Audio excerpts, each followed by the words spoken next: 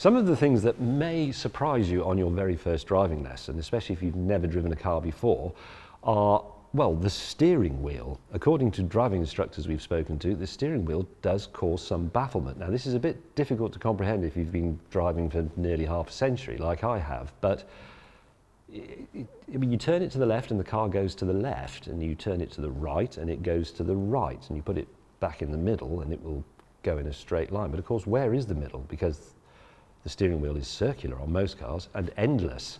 And the more you turn it to the left, the more left your car goes and continues to go until you turn it back to the middle again or to the right, and then it goes right. But of course, it'll be going to the right of where you were now as a result of going left.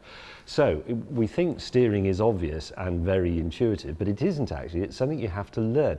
You learn to walk, and now you don't think about it. The same thing will happen with steering, but the first time you do it, there's a reason the instructor's got his hand on the wheel.